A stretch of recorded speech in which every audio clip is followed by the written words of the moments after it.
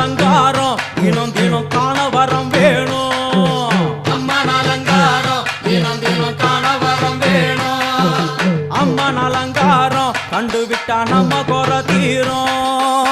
அம்மன் அலங்காரம் கண்டுவிட்டா நம்ம குறை தீரும்.